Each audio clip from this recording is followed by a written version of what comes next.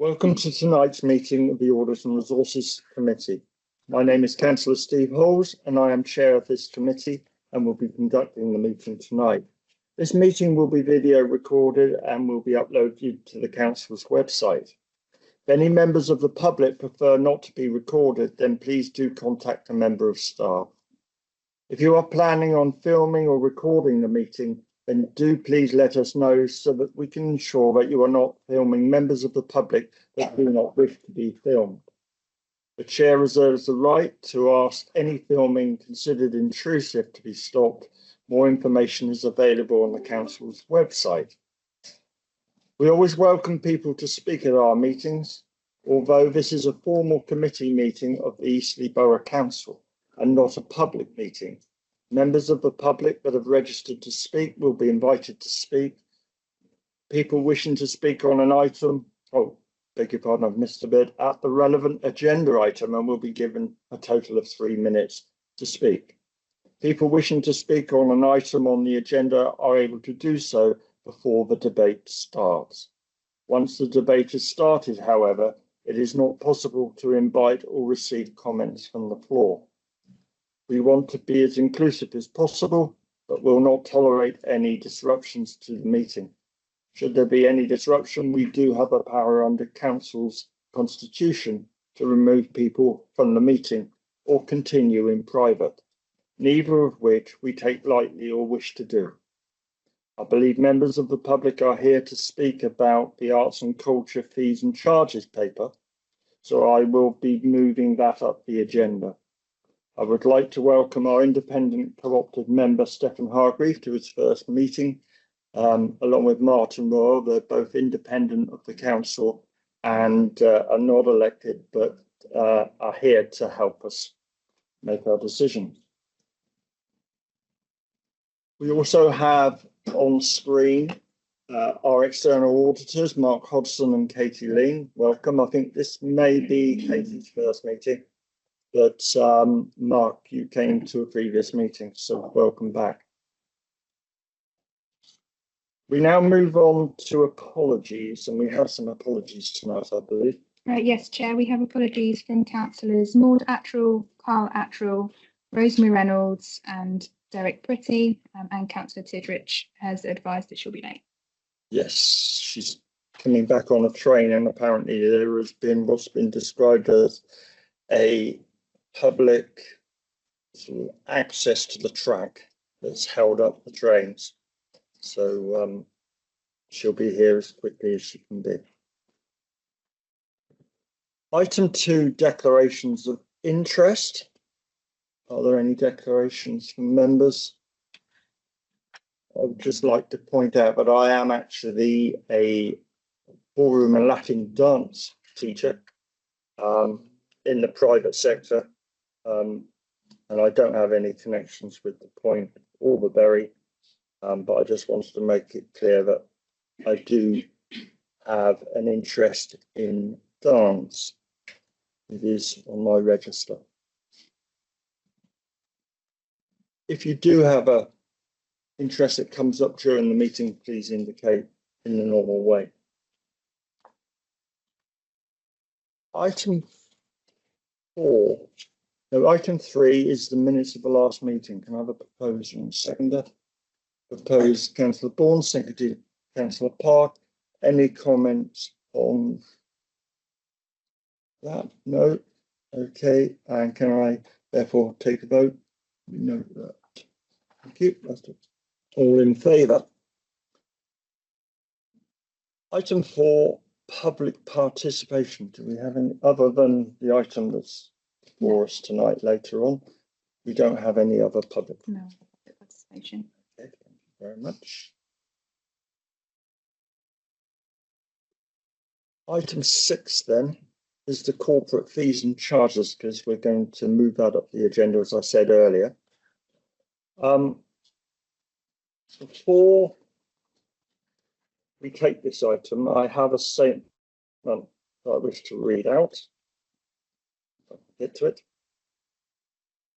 From the leader and the portfolio holder, Councillor Craig.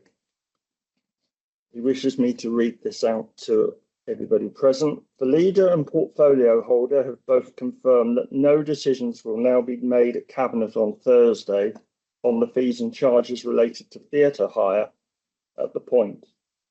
There will be consultation with hirers before any decision is taken, and we apologise that full consultation has not already taken place. Changes will not take place now on 1st of October as planned, and all existing bookings will be honoured at existing rates with real choices for the future. But the business plan does need to reduce the council subsidy, as it is not sustainable given no other service receives a subsidy anything like these levels, and the council has to balance subsidy for the arts against the services that will otherwise be reduced or ended given the pressures on all councils through underfunding over many years. We need to be fair to all taxpayers, including the majority who do not use our theatres. Few councils maintain theatres at all nowadays, though our aim is still to do so. No change is not an option, whereas full closure potentially still is if we fail to change. What this means is that the decision on the section of fees and charges, members, that refers to the point will be put off, but we will be taking the rest of the paper. And I believe because we've had so many emails and contacts on this subject, I believe we're setting up a link for. Yeah, we'll create a centralised email address where people can make sure that their comments come into. So we're dealing with everybody in the same way. And if you've already made a statement or sent us an email already, that will automatically just get forwarded to that place. And then we will deal with each one. We've also got a hirers meeting that we've called for Monday afternoon. I appreciate that not everybody will be able to go to that, but that is the first step in being able to talk to everyone, and we'll send out more information then. Obviously, that statement we put on the website. We've only just got it, so we'll be dealing with that. Thank you. Chairman, can I also ask, can you just confirm the time of that meeting? Is it 5 o'clock? You said 5 o'clock. mid-afternoon, so I'm just... Sorry, 5 o'clock, It late is afternoon. yeah. Late Thank afternoon. you. And Okay, that's at the point. we have written statements and people that have asked to speak, so we're going to continue with that. But before we do, can I just say as chair, thank you to everybody that's emailed in. I think the last time we had so many emails on a subject was the airport. So thank you for filling my inbox, and every email was read and will be forwarded to Cabinet and will be attached to that link. So that won't be forgotten or buried. Thank you very much. So I'm now going to ask officers to read the statements in order. I think, Vicky, you're going to speak first. Okay, so this statement we have from Sean. It says, I wanted to write to express how disappointed and opposed I am, among hundreds of others, at the discussion being held to stop community groups performing at the Point Theatre in Eastleigh. So many people for so many different backgrounds come together as a community to share art, passion, creativity and happiness with the wider community, bringing people together through smiles and enjoyment. My children have been performing in blue butterfly shows for the past 4 years, and it's honestly been the most rewarding, self-esteem building, confidence boosting thing that they could have done. Children face such a tough time in schools these days with bullying and not being able to feel confident. I got my children into dance to help them make other friends, and the shows to encourage them to talk and perform in front of others, pushing them outside of their comfort zones, and it's worked. They are so happy and so look forward to being able to show family and friends all that they are achieving. To take this opportunity away from them and other groups would be a travesty. The Mayor of Eastleigh attends the shows every year, and Blue Butterfly Studios support the Mayor's charities every year. This year, those chosen charities are performing arts. Please reconsider and see what an amazing opportunity is given to the community. Please don't take any more enjoyment. Please don't take any more enjoyment and safe places away from the community and the children. That one's from Sean, Chair. Sarah? The Oh. next statement is from Lauren. I would like to express my opinions of the matter of you stopping any community groups such as Blue Butterfly Studios performing in the Point Theatre. I have danced with Blue Butterfly Studios for 9, almost 10 years, and I cannot express the amount of joy and sense of belonging it has brought to me throughout that time. Amy Fern has allowed me to live my dream that I had since I was a little girl, which is to be able to perform on stage. Year on year, she allows me to carry on that dream with your help. By stopping all community performances at the Point, not only will you be disappointing 170 beautiful children, but letting them and their family and friends down too. If only for one day you got to experience the joy and happiness we feel when performing in the Point, you would see in an instant what an absolute ludicrous idea this is. Not only for our company, but for all the other community groups who utilise the Point Theatre to showcase their talents. Think about the hundreds of children and parents who will be devastated if local groups don't get to perform there anymore. Quite simply, put yourself in our shoes. How would you feel? I do appreciate whoever this has landed to. It may not be in your hands, but please do make my opinion heard. I hope the right decision is made and that its local groups still get to perform in the Point Theatre. Please speak to the Mayor of Eastleigh and ask him what he thought of our show. He thought it was absolutely sensational and wanted us to perform again. Therefore, not only does it bring us happiness, but also to anyone who comes to watch us in your theatre. I hope you take my opinion into consideration. Thank you for reading. It is greatly appreciated. Thank you. The next one we have from Siobhan Andrews, and that says, I have heard that the council is trying to force out community groups from performing at the Point.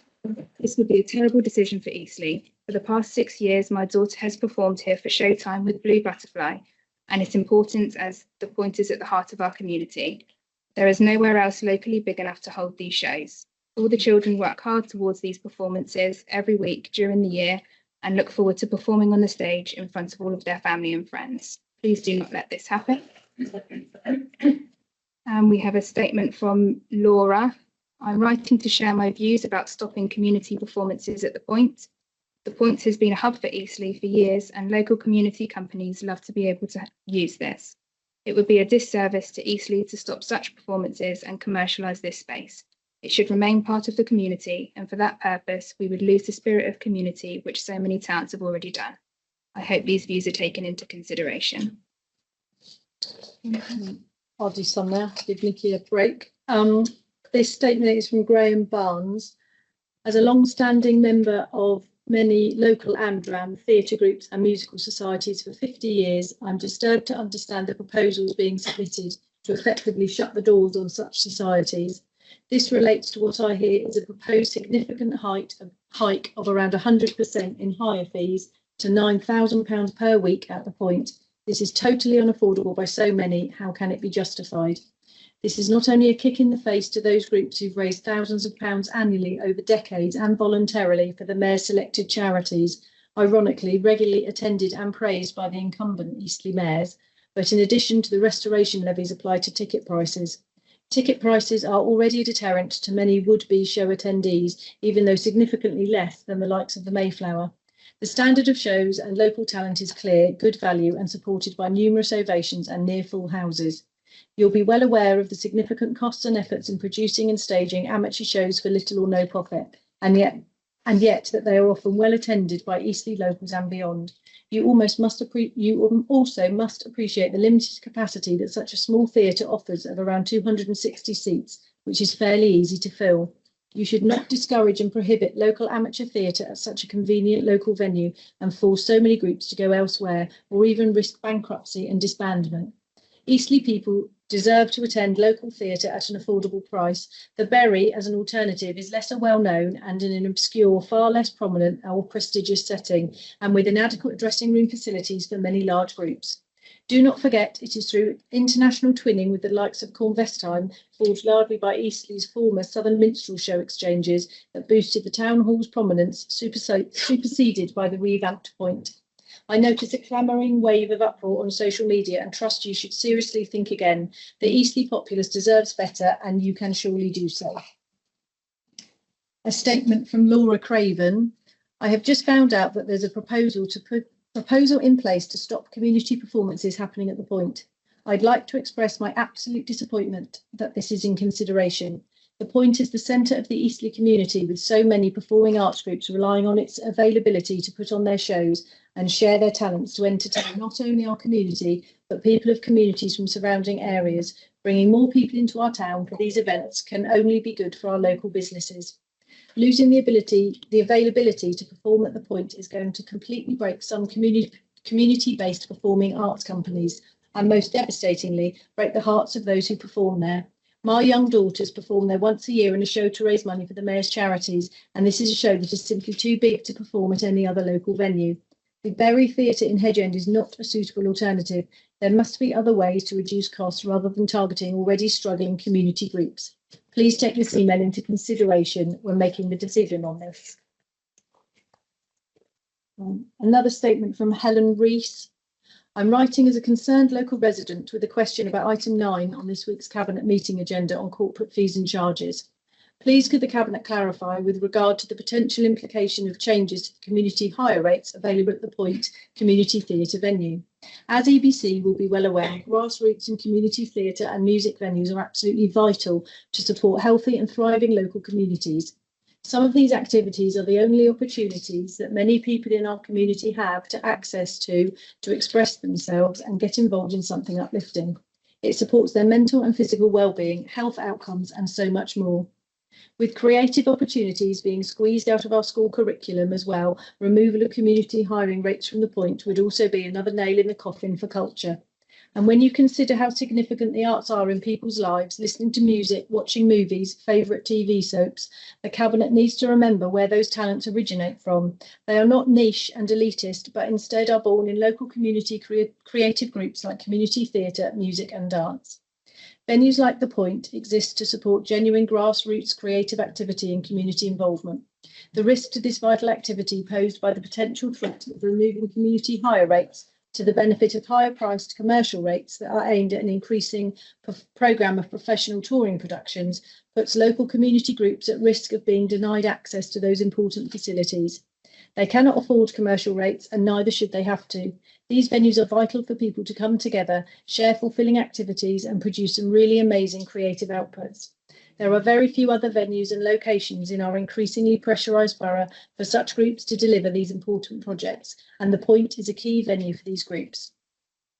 Please could the Cabinet reassure local residents that any changes to charges and fees for hiring the Point will not discriminate against, exclude or deny access for, nor inversely impact local community theatre and music groups from hiring facilities at the Point so that they may continue to deliver high quality creative engagement for local communities.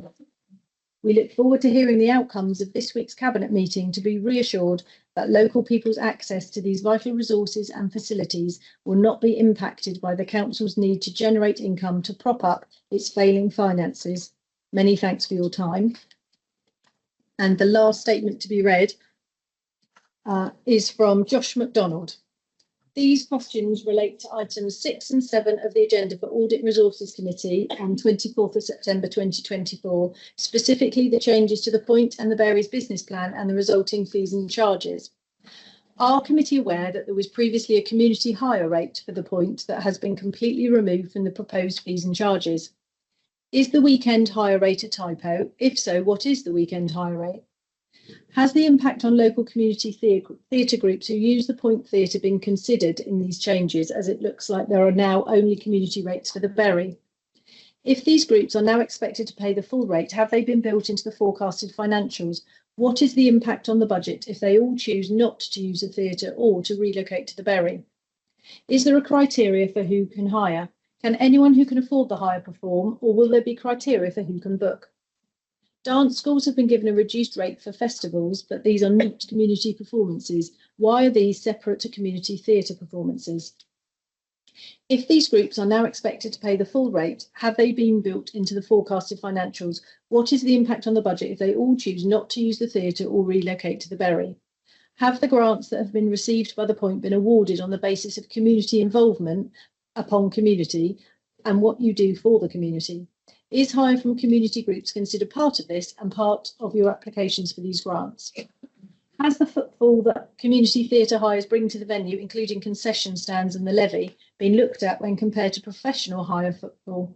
What is the impact of this financially and on the wider promotion of events at the venue? Has the impact on the levy received from tickets been considered if community theatre hirers are not able to or not allowed to use the venue? At the same time, as community theatre hirers are being pushed away from the point, will Eastleigh Borough Council continue to provide grant funding and a free venue to an amateur theatre group in the local area when they will be unable to perform in central Eastleigh? That's the statement, Chair. There's a lot of questions in there. Are we responding, Louisa, in your report, in your presentation? Yeah. So we can now take the speakers, and for anybody who arrived late, we have actually read out a statement from the chair, on behalf of the leader and the portfolio holder, who have confirmed that the cabinet won't be making any decisions on the fees and charges for the point on Thursday, and that further consultation will be taking place. But that will go on the website and will be made public as a statement. Okay. First up is Mike Mullen. Now, obviously, we haven't got speakers, so it might be best if you find yourselves a position where you can talk to everybody rather than have your back to anybody. Very difficult. I mean, it might be a good idea to sort of stand there, but unless you've got a very loud voice, then you're okay. Thank you, Mike.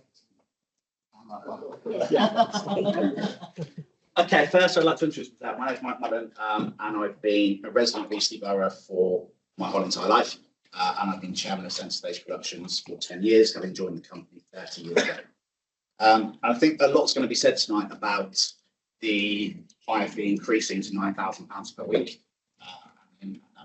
Actually, I think for me, it's more focusing on the suggestion of the Bury being an alternative venue. And whilst I appreciate that you have an incredibly difficult task to try and reduce the amount of funding that is going to theatres at the moment and the subsidies that it's having to suffer, and the financial impact that the world is having, the Bury just isn't a viable option for us and for other organisations. The lack of dressing room space there. We did a production in February where we had a cast of 101 young people from this borough, which simply just isn't possible in the Bury in a safe way. You may be aware of the safeguarding rules and legislation has changed recently, meaning that the chaperone procedure is much stricter, much tighter, and it just isn't physically possible to ensure that our children are safe in the Bury, as if we have to hire rooms in the dark, they have to cross the atrium space. So we need extra adults in that space, as well as having chaperones in the dressing room space and in the backstage space. It just can't facilitate a cast of that size. The orchestra pit situation at the Bury, so majority of productions that go into the point have a live orchestra. We're very lucky, we're very fortunate to have some incredibly talented musicians in this area. And the orchestra pit at the Bury just isn't sufficient for a full-scale production like Les Miserables, Beauty and the Beast. It just wouldn't be able to facilitate that side of things. The other thing I think that is against the Bury being an alternative option for us is the transport links. We're a youth theatre. A lot of young people during their half terms or whilst parents are working will get the train, the bus into Eastleigh. They can get their dinner in Eastleigh safely before they come to the theatre. It's just a central location that's perfectly provided for, and parents feel that their young people are safe. At the Bury, they can't get there very easily at all. The food options for them to eat kind of is not there. It's not available for them. It's on the school side, which is less than ideal. We also, a lot of our audience members are older, and there's an incredible amount of transport links into Eastleigh for them. The number 44 bus that you run, I know in the summer some of our grandparents came down using that bus service. For them to get out to the Bury is just almost impossible. For grandparents, great grandparents to come and see their young people performing on stage is just not 30 seconds. I think also, just to make you aware, some of you may have seen that the petition, which was set up by a young person of our of our organisation has reached over 1,500 signatures as I stand here this evening in less than 24 hours, which I think gives you a strength of feeling as to why the berry just isn't a viable option for us moving forward. So yeah, thank you. Thank you very much, and very well spoken. It's clear, precise. Before we move on, I can certainly relate to the chaperone situation. In my own dance school, we have the same issues now. It's much tougher than it used to be. So I understand a little bit about what you're saying. Adrian Tapnell. Can I ask the next speaker to speak? Pass the buck. Yes. So in that case, I've got Colin Hearn. Thank you, Colin. Please excuse me reading from an email, but as I live in Portugal and have very short time to do anything, that's the I'm saying. Mr. Chairman, ladies and gentlemen, may I first introduce myself because I don't know any of you apart from Councillor Couldrey, all different councillors when I was last here. I'm Colin Hearn. I'm a citizen of honour for the Borough of Eastleigh. I lived in Eastleigh for 63 years until I moved to Portugal 10 years ago. I must admit, I am surprised that this meeting did not take place at the point tonight. Perhaps you could not afford a higher fee. Over the years, I've been chairman and president of Eastleigh Carnival Association, president of Eastleigh Operatic Society, chairman of the 13th Eastleigh Scout Group, contest director of the Southern Counties Youth Band Championships, a member of the Royal British Legion, and for the last 32 years, president of Centre Stage Productions Youth Theatre, a post I hold very close to my heart, which is why I'm here today. I'm also chairman of the Portugal and Atlantic Islands branch of the Royal British Legion, which covers mainland Portugal, Madeira and the Azores. So I think I can honestly say this qualifies me to speak about Eastleigh. I first performed on the stage at the town hall at the age of 11, that's 62 years ago. So I'm probably the person here tonight with the longest theatrical connection to the borough. When the point was being redeveloped, discussion took place with the various amateur groups, and then we were completely ignored. At the final meeting, your so-called advisors were asked how many they usually had in their cast. The answer was a maximum of 10. They looked shocked when we stated we had a cast of up to 100, yet no notice was taken and the plans went ahead.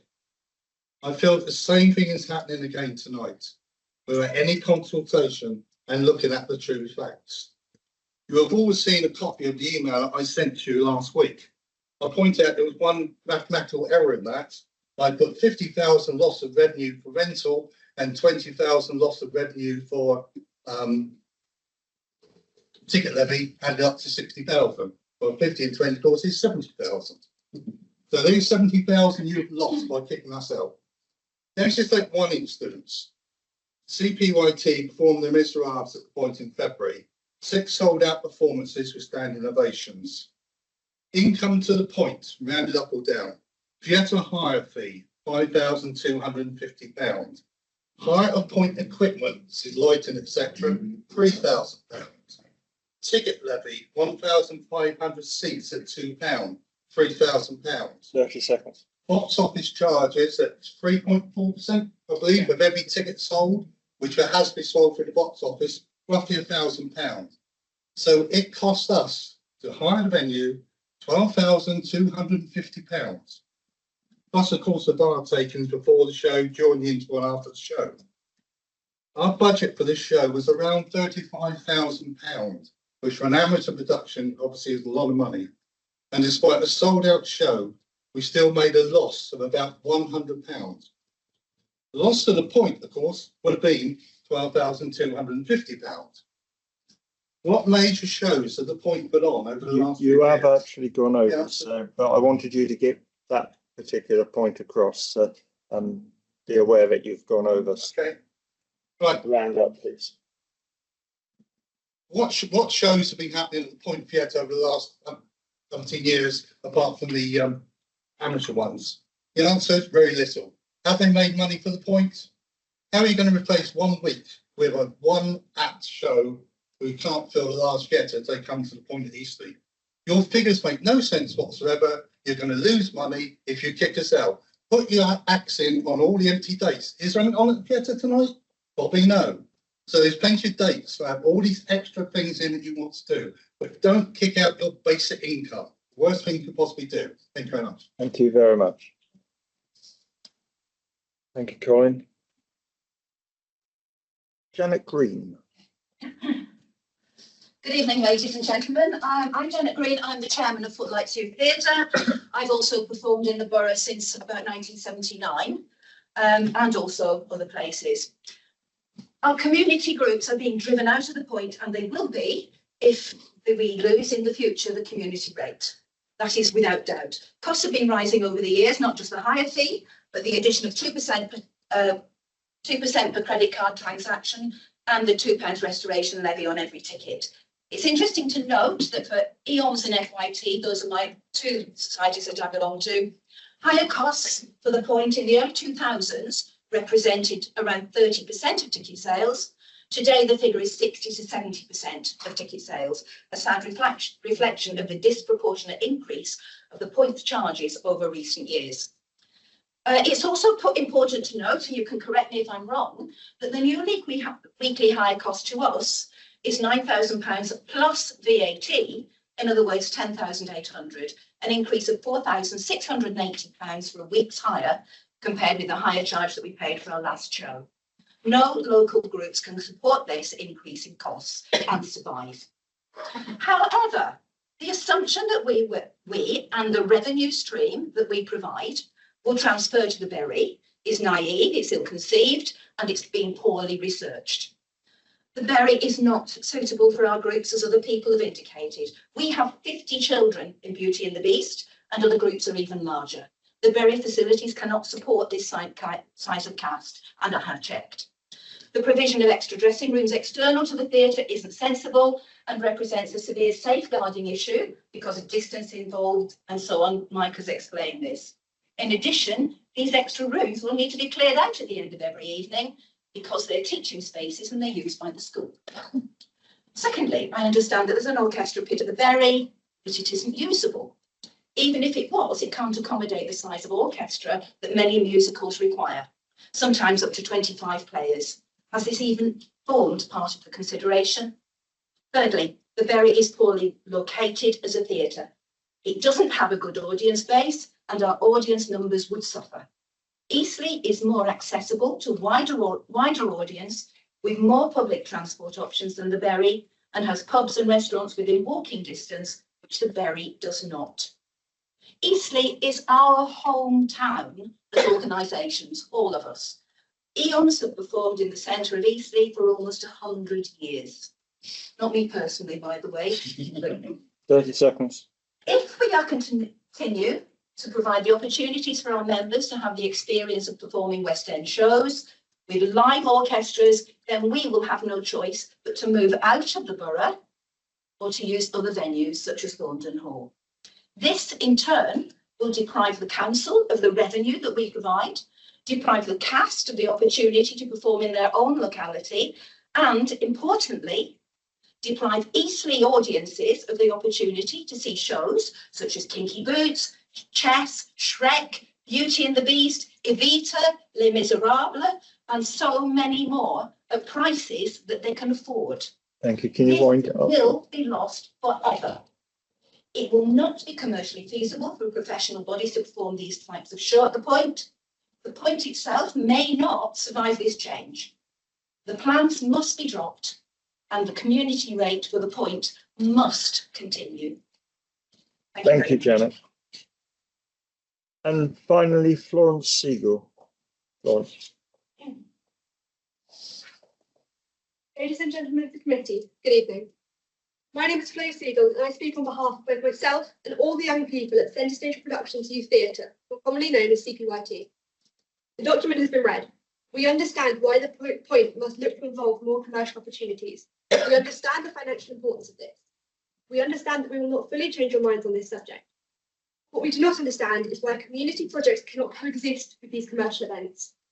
While income may benefit from diversifying revenue streams, it will also be at a disadvantage if current income strands are lost, such as confirmed income from community groups.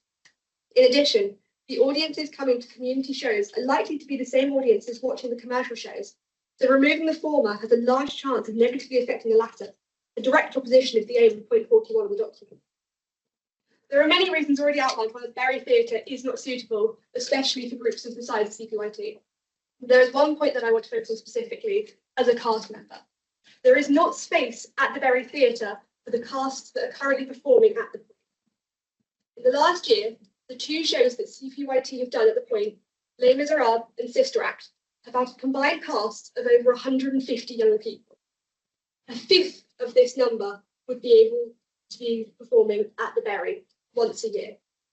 There are so many young people who benefit so greatly in our borough from the positivity of amateur theatre and being part of a youth theatre group.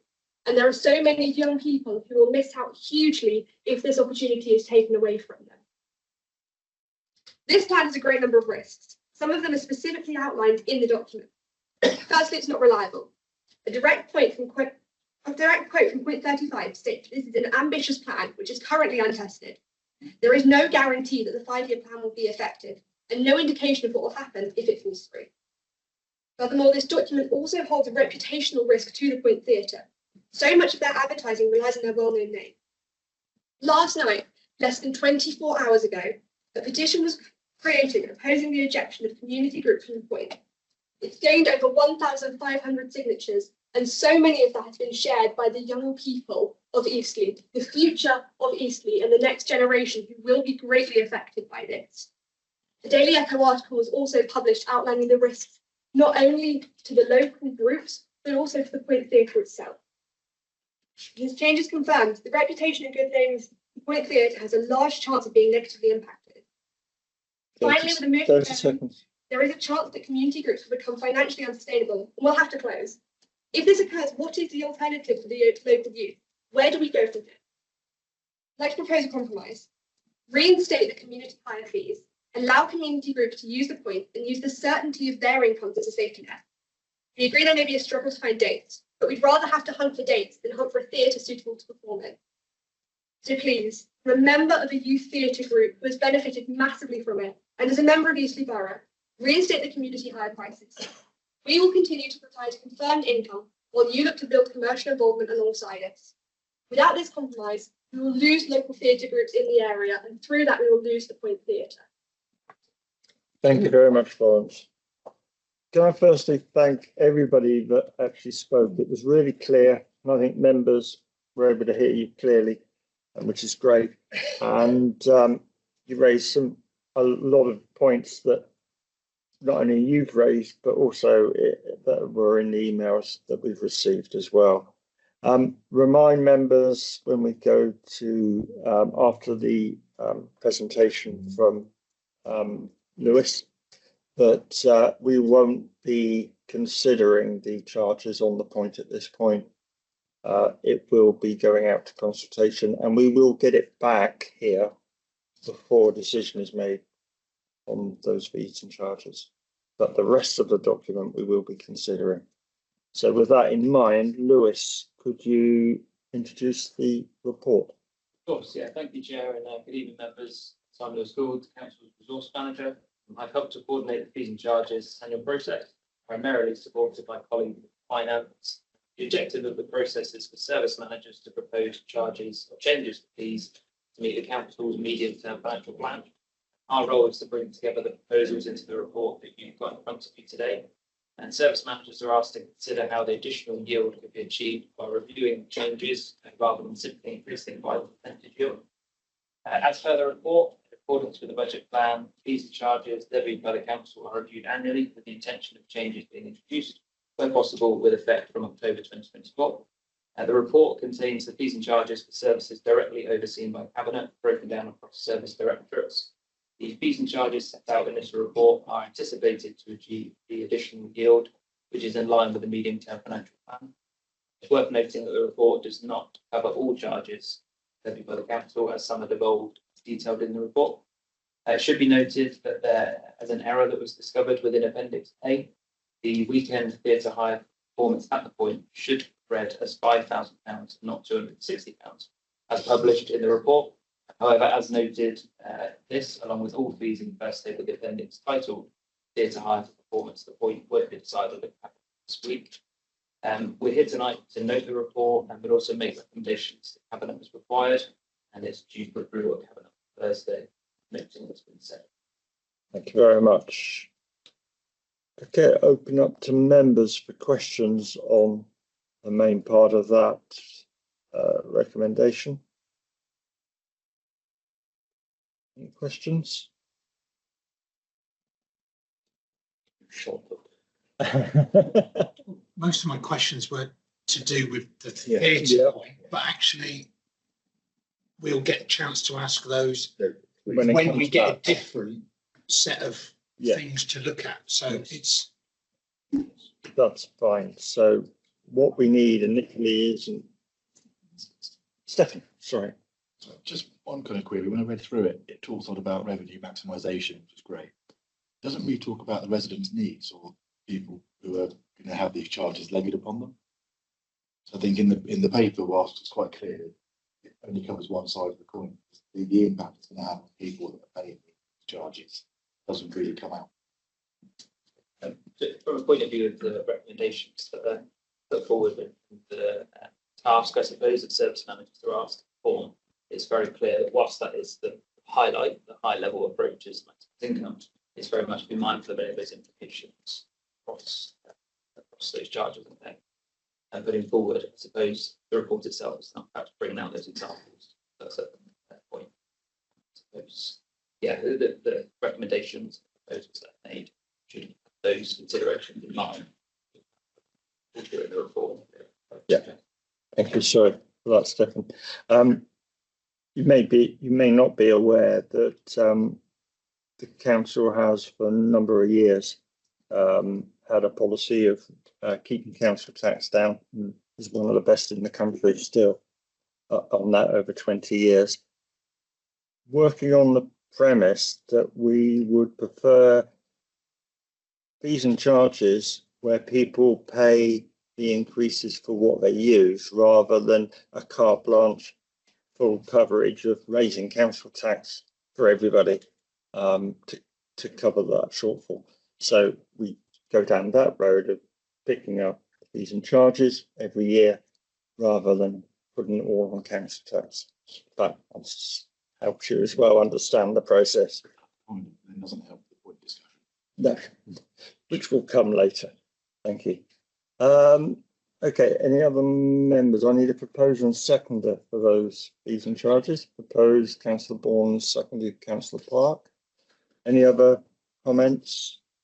We consider them every year and we understand that why we do it.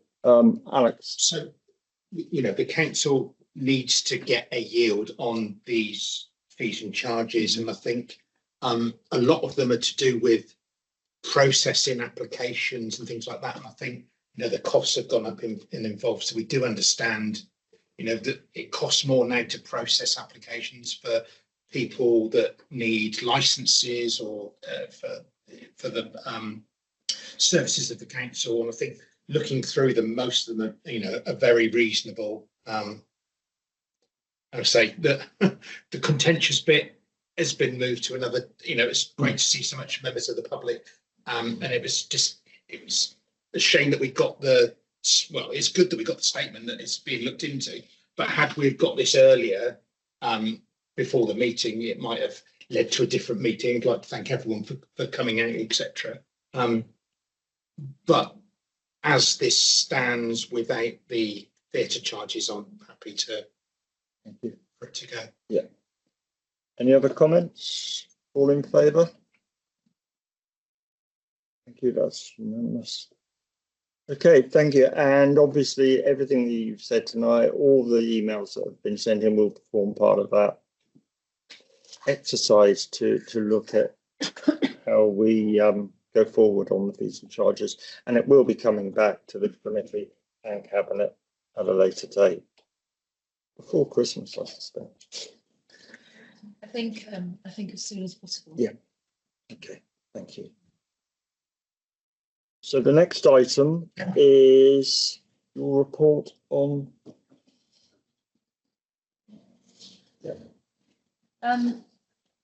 So I'm Louisa Milburn. I'm the business director of the Point and the Bury Theatre. Clearly, this report has been well scrutinised by many and a broad amount of people, which is great, and it's really great to have so much feedback as well. The starting point for bringing this update here was to really show this committee the direction of travel that the venues are going in and are required to go in. That national context that we're all operating in is really challenging. I think everybody's acknowledged that it's a difficult environment. Financial decisions are having to be made on a national, regional, and local basis that sometimes are unpalatable. But the overarching picture is that we've been asked to reduce our reliance on Eastleigh Borough Council subsidy, and that fits into that picture of a constant drive for efficiency savings. And the Point and the Bury are managed by Eastleigh Borough Council, and the Point is owned by Eastleigh Borough Council. So that's the picture that I've been operating in. This report wasn't written in isolation. There were many discussions with colleagues and members at different levels. There were also there's also been discussions with external people, including Arts Council England, and also other venues that are going through very similar things. And I'd be delighted now to be able to extend that consultation out to some of our community hirers. So we'll, as we said before, we'll start that process on Monday. So one of the main issues that the report pulls out is the high level of overheads that we've got, and there is a disproportionate amount of overheads between the Point and the Bury. The Point is definitely the bigger venue. It's much older, whereas the Bury is much more compact. And as a result, the lion's share of the overheads are actually at the Point rather than the Bury Theatre. That adds up overall to about £300,000 a year. So it's a big starting point from which to move from. The update also looks at all strands of the venue's work. So whilst a lot of the emphasis of this meeting has definitely been on theatre hires, that's not all that's been looked at. We've had to investigate every single strand of work that we do now and try and identify some strands of work that maybe we haven't thought about yet and we haven't initiated. And the focus is really on driving that income generation. And by that, I don't just mean getting income in, I mean retaining it. So making sure that activity covers its costs at the very least, and wherever possible, it actually retains income, because we've still got that £300,000 worth of overheads to be able to make. So if something is only just covering its costs, it's not going to sort of reduce that overheads cost as well. We've looked really hard at the programme of professional shows and events that we do. So in the autumn season, if you compare this autumn season to last autumn season, we're already putting on almost 20% more events and shows. And that in turn is to attract more footfall into the building, more audience members, more people to come and spend their money at the bar, more people to potentially see another show that they might want to come to, or get involved in some other activity like our class programme. There's a new audience development strategy being launched, which is going to really support that increase in audiences that we really need. Staffing and overheads, we've been very modest in terms of what, there's no increases to either of those things. And that is a bit of an issue because, of course, inflation goes up each year, so we are absorbing that. So whilst it doesn't look like we are trying to reduce our staffing costs or reduce our overheads, the reality is that both of those things are diminishing. You know, the resource is diminishing because of inflationary increases. And that Creative Communities programme is having to be rationalised. So that includes things like work in schools, our our participation activities, our class programs, our artist development work. So that is the part of our work that is primarily funded by Arts Council England. So there was a question earlier about whether we get grants in to support our community work, and it's the Arts Council England contract is to support that chunk of money.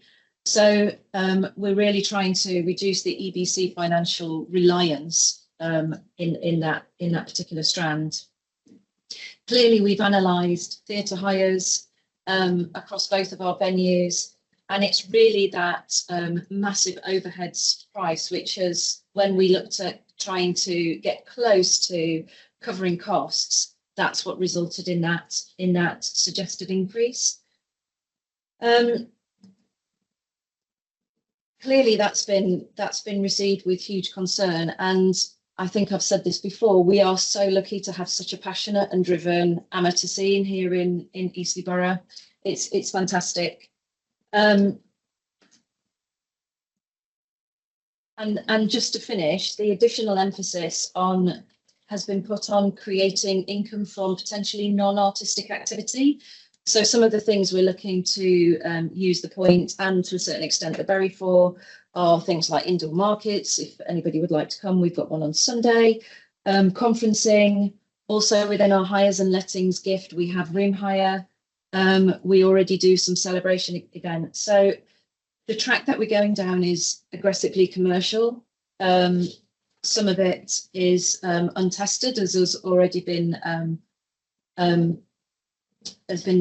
outlined.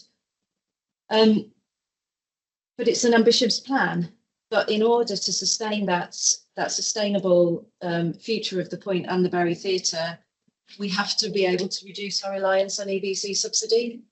So that's the outline of the plan. If anybody's got any questions specifically on that, then I'm happy to take them. Yeah, thank you.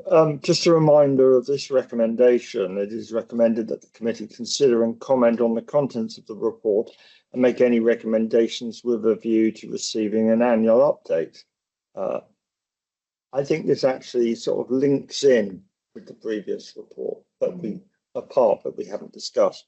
So it may well be that some of this alters slightly. So what I would suggest is that when this comes back, or the fees and charges come back to the point, that we attach this to reference, because some of it might alter slightly depending on the results of the consultation.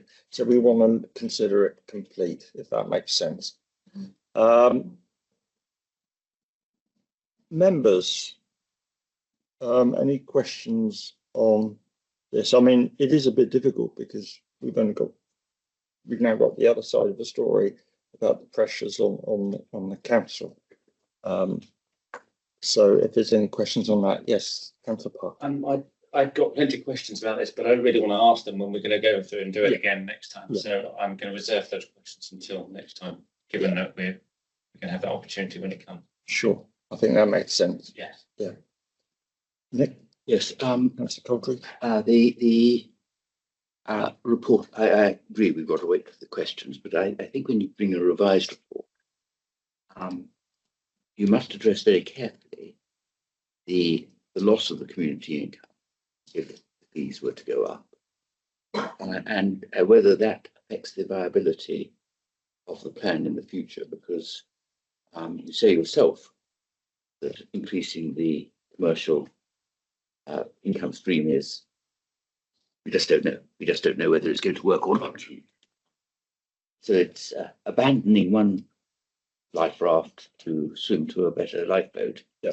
Is not perhaps the best strategy, and I'd be grateful if you could address that. Definitely, we can address that. But at the moment, just to say that we already do subsidise theatre hires. They don't retain us any income. The EBC subsidises theatre hires to around £100,000 every year. Yeah. So they're not profitable. But they do generate income, but it's not retained income. Can we have a breakdown of that as to how that figure is? Yeah.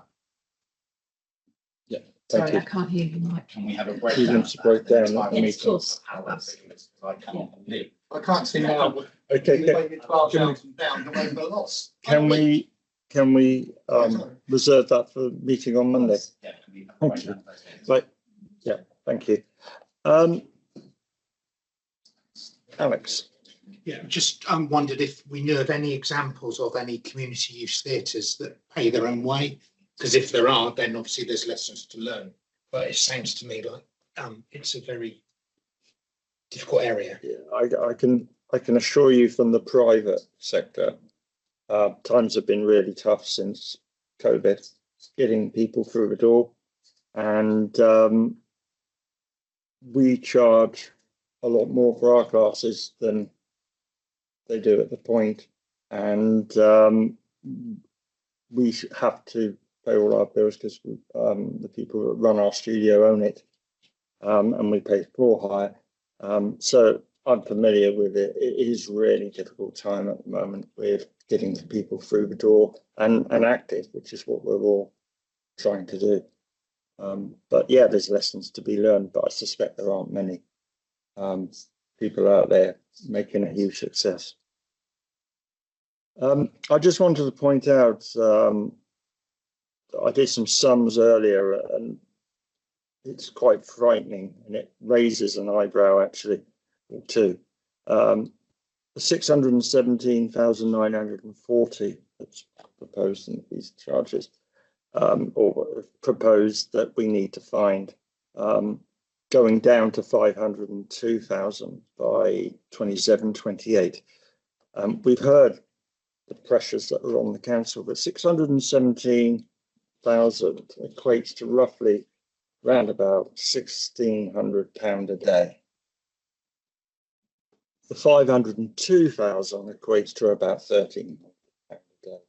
That is a considerable amount of money that has to be found. We're not a charity ourselves as a council, so we have to find a way to find that money, and that will continue because we don't stop at 500,000. It will continue reducing over the years to come. So it's a really hard task. But when you look at it like that, it's quite a frightening prospect. Alex. In addition to your point, that it's also a discretionary thing of EBC. We're not required to provide all of this. It's Hampshire County Council that should have been providing arts and youth provision, and they've dropped the ball, and we've picked it up out of the goodness of our heart, and we're now getting pilloried for trying to make some of these. Well, we're facing the same issues that they face. Yeah, but you know, they've set up a Hampshire Cultural Trust to try and shift it out away from them. Have we approached them for assistance and help, because it is actually their responsibility? Can I answer that? Yep. So Hampshire has given us funding in the past, but that stopped probably pre-COVID. Okay, thank you. Martin. And it wasn't big. It was small. So just on the 2024 to 28 financial summary, so point 11 through 21, there's a lot of information there about additional income of 54,000 of donation memberships by 27-28, similar across all the different income expenditure streams. They seem quite optimistic.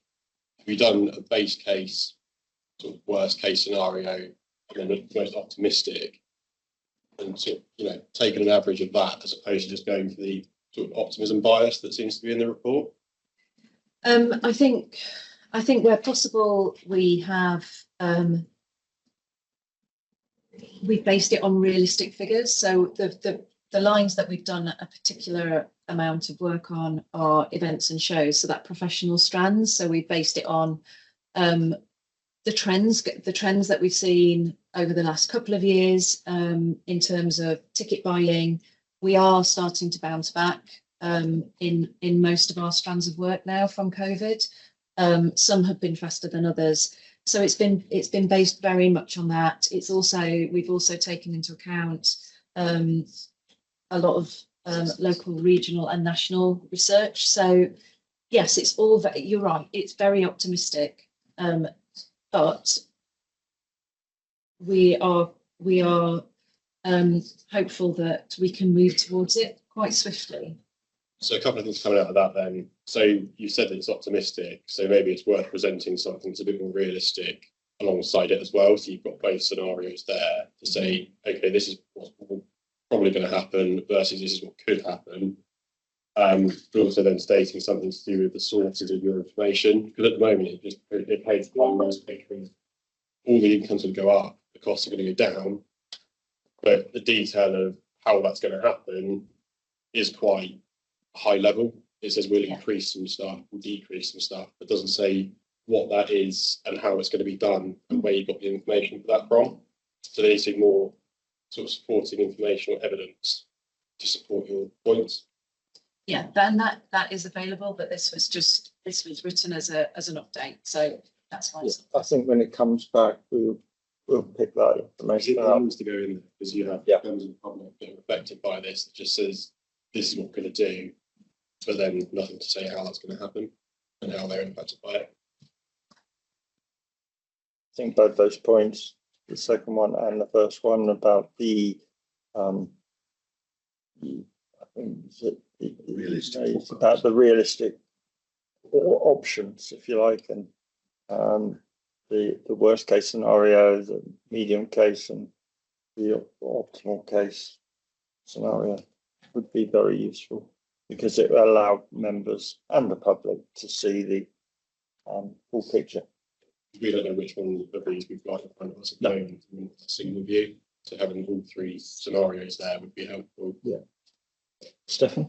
I'm really sorry for my utter ignorance here, but is the £500,000 subsidy target 2028, is that agreed by the council? Is that something we're aiming? That's just one of the things. I think it's 617,940 in year one, going down to 502,000 by 27-28. Yeah, so we'll so we set the target. We are building that into our plans for the budget, but depending what comes out of all of the discussions after this, that may change that target. We'll have to wait and see what's approved. Which is why I said it need the any amendments to this need to be attached to the item when it comes back on fees and charges for the point, because otherwise we're not seeing it in the round. Yeah, with the additions, we can look into that. Martin has raised as well. Thank you. Councillor Tennent. Yeah, when the new report comes through after the consultation, I'd like to see more information, more options available to us within the report with respect to the point on the berry and the difference between them and how profitable each one is. Because a number of the speakers this evening have pointed out that the berry is not suitable because of the size. I just wondered how often it's used in comparison to the point. And I also take the point that it's out at Hedge End. It hasn't got a train. Well, it has got a train station there actually, yeah. But it's not so easily accessible with transport situation. So there are a number of things, and I thought this when the berry, I was a councillor when the berry was open a few years ago.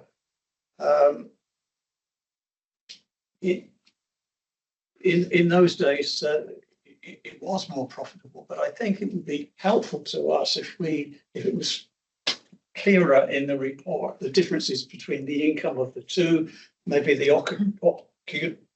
occupancy rates with the point, because there's another issue that was raised this evening by members of the public, is that if the point has a number of days where there's no shows or anything, is there something that could be done to make that theatre more efficient? Maybe cast aside the berry if it's not making enough money. I'd like to see more information on that to help with our decision-making process. Or vice versa. Yes, exactly. Okay, good. Lots of good points there, Louisa. I'm minded that we're only really considering, because it's an information report that sits alongside the previous report. I've asked if it be attached, any amendments be to it be attached to fees and charges when it comes back, so we can consider it in the round. And if you're happy with that, then I'd certainly propose that from the chair.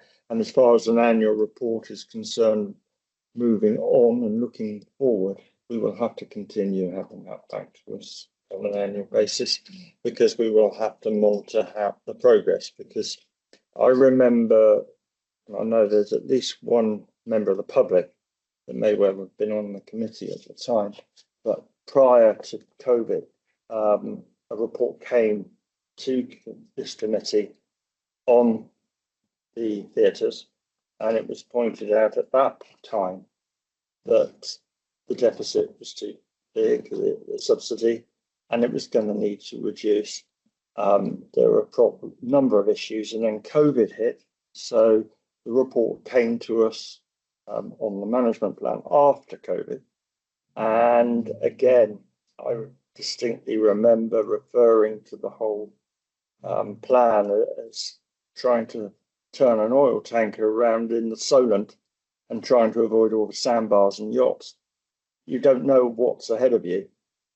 As it happened, a recession here. So that was one big sandbar that hit, that has slowed the process down. But it takes a long time, a period of years, to turn these things around. You can't just suddenly say, this is how we're going to reduce the subsidy by any great degree. You can do it in little bits, but it takes a long time to turn something like this around. And we may not get it right in year one or year two, but each year, if it comes back to us and it's reviewed annually, at least you can say, well, that's not working, we need to tweak it, and so on. So clearly, that is really important. So what you've said, it is very relevant. That so I would propose that we will get it back when the fees and charges comes to us before Cabinet decides finally, and an annual review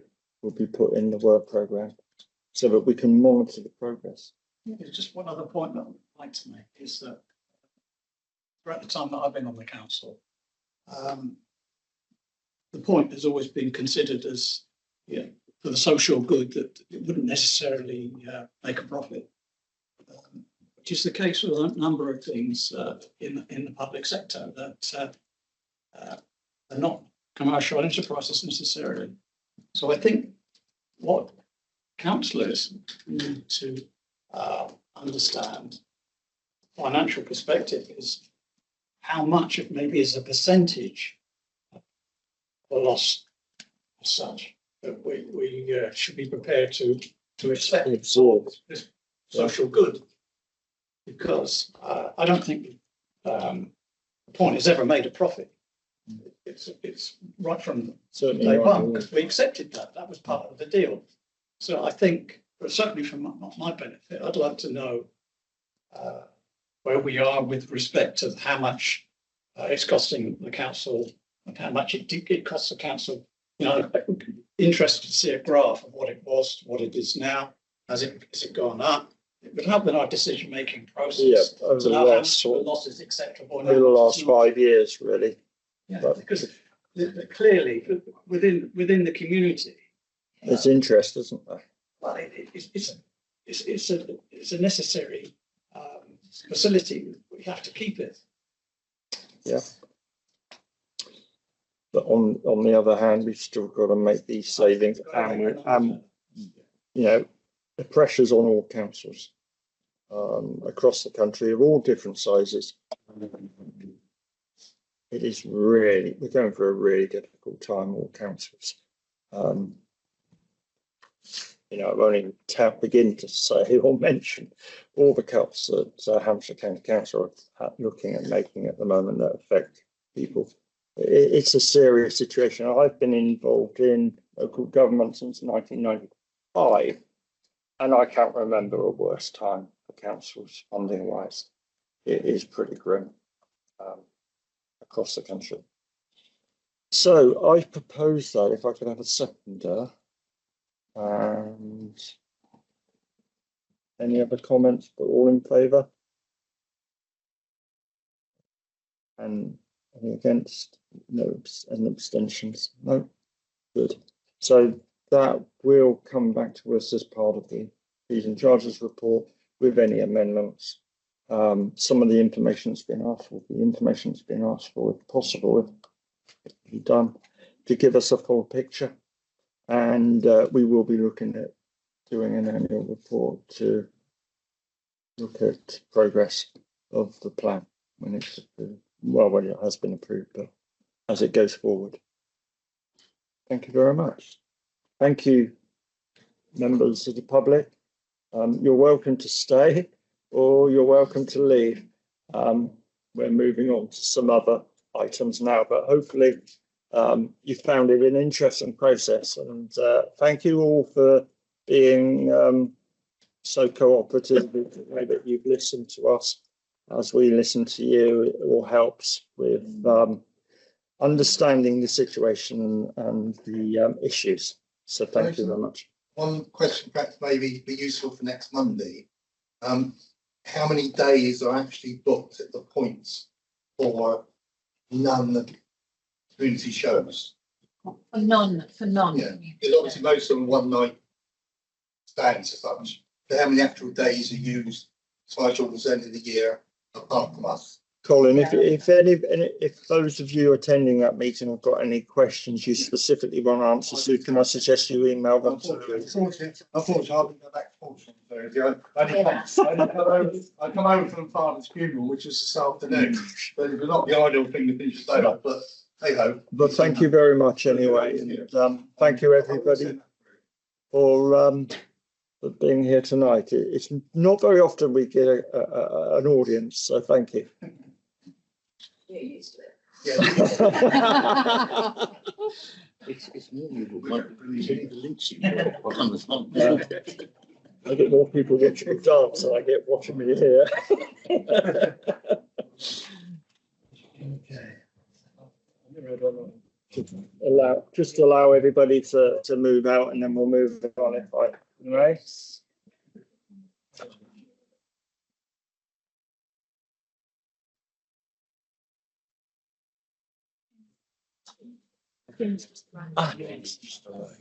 Yeah.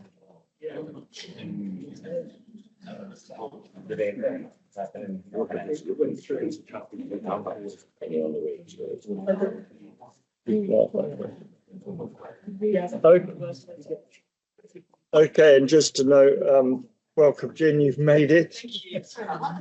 That's okay.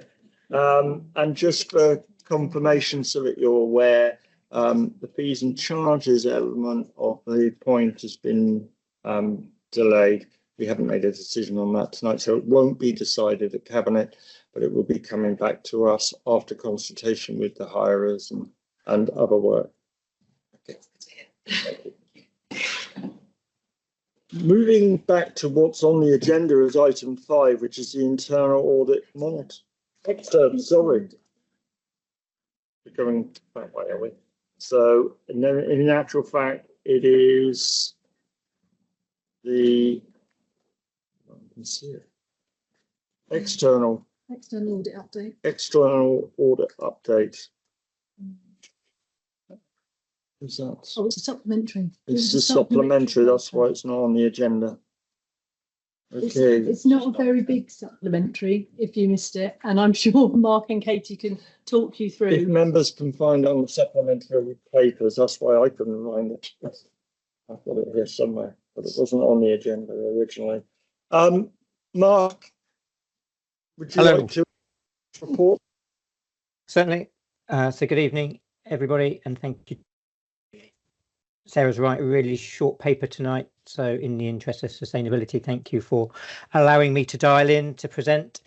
So we brought our provisional audit plan to your 11th of July meeting, setting out all the audit risks in respect of 23-24 as they were at that time.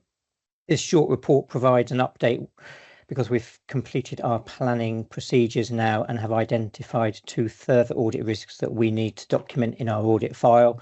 And by documenting it in that way, we need to bring it to your attention in your role as an audit committee.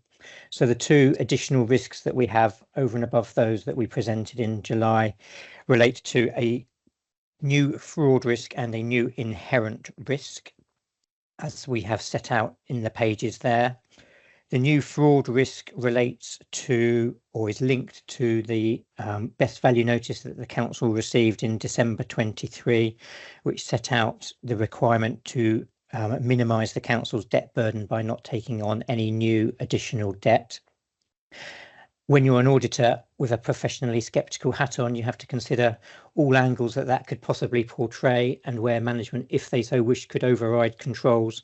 And one way, potentially, management would be to divert grant funding in ways that is not in accordance with the conditions of the grant to support capital spend, as opposed to getting external debt to fund it as you normally would.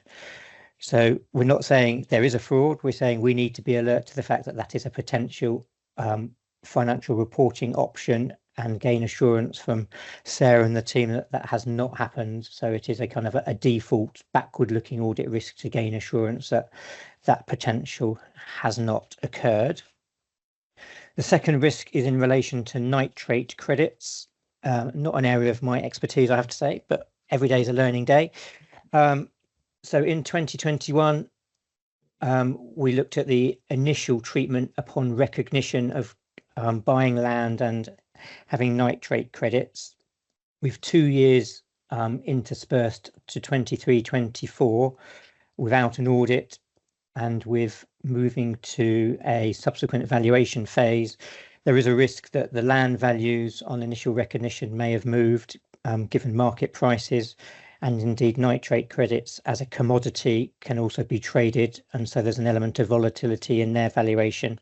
So this is an inherent risk because it has a material balance at over £6 million at the balance sheet date, and therefore could be materially misstated. We think it's a lower risk of that materialising, so it is not a significant risk, but again we need to work with Sarah and the finance team to gain sufficient assurance over the valuation of those nitrate credits and associated land at the 31st of March 2024.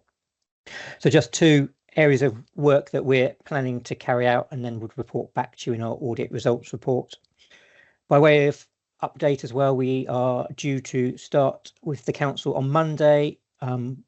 The audit, and Katie, who's also with me tonight, is leading the team on Monday with the council, but we've had really good support over the last few weeks and had a really good week this week with one team member getting really up to speed with everything and picking samples, so we're ready to go at full speed on Monday.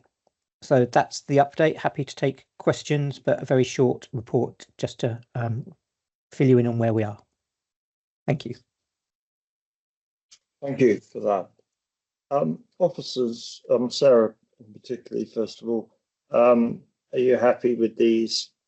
Yes. And you're going to be able to provide the information? Yes, that's no problem. And the review of the nitrates, the accounting for the nitrate stuff, will be really useful actually. So yeah, no, we're fully supportive of that. Good. Any comments from members? Yes, Martin. So just in terms of the indicative timeline you've got there, so interim testing ending in August and then kicking off, as you say, next week. How confident are you in delivering the audit work on time? So you've got the backstop date for 23-24. So we know what that is now.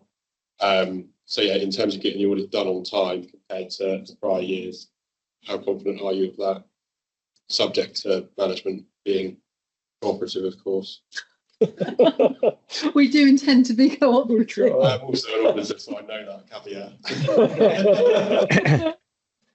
So that is the caveat that I would have used, Martin. That is definitely for sure.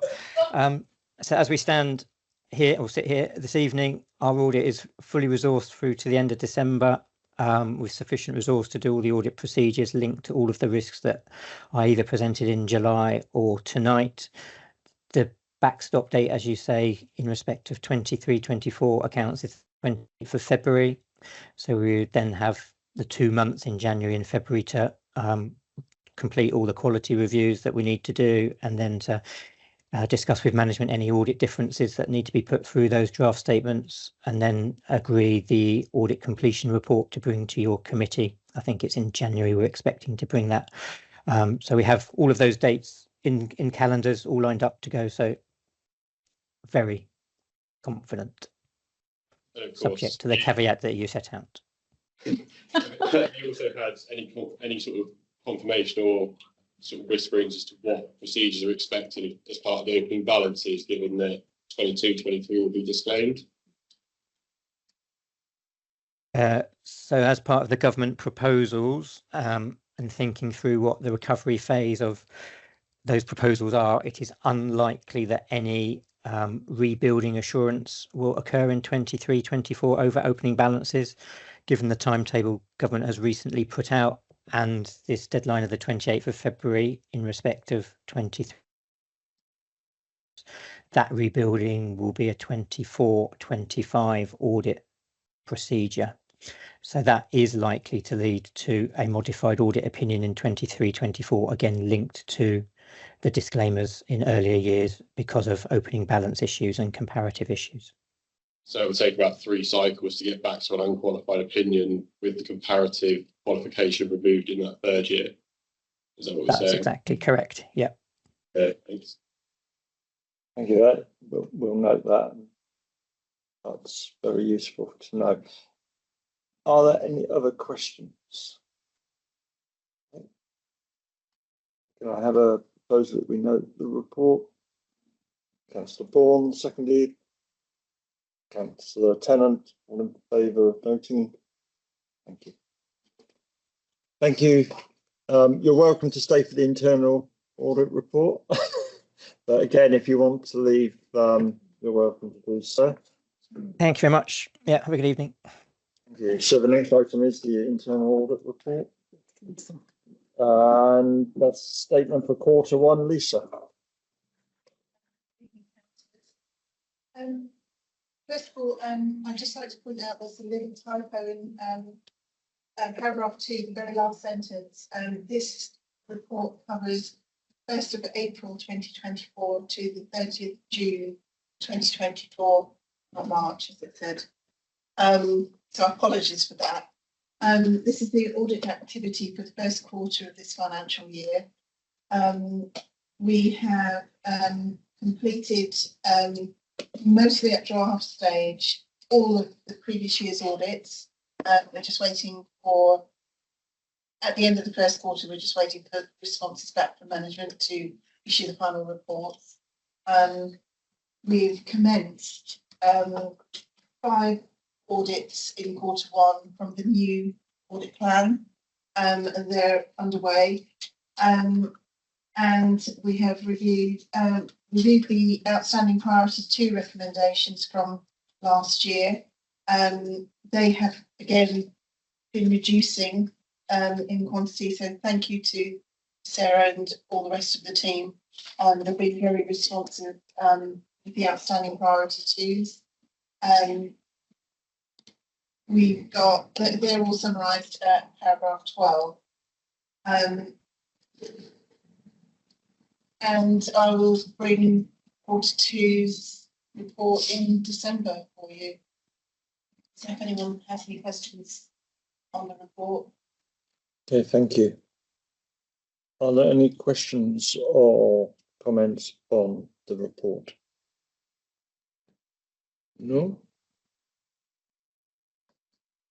Do you anticipate any slippage at all, or you feel confident that it's on track?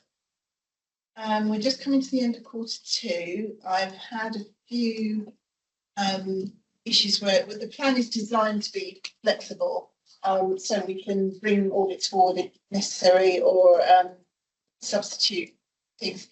At the moment, I'm quite confident that we will complete the audit plan this year.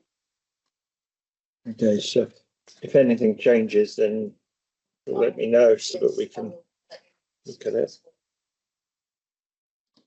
We don't want to, if there's an issue, we don't want to have to wait until we find out. No. Good, so you stay on top of that. Good. And have we got any outstanding from last year that we? They're all at, either at draft or the final's been issued. So they've all been picked up. Yeah. Good. Excellent, that's good news. Thank you very much. Any other comments? Proposing secondly that we accept the report. Cllr Bourne and Cllr Park, thank you very much. All in favour? Excellent.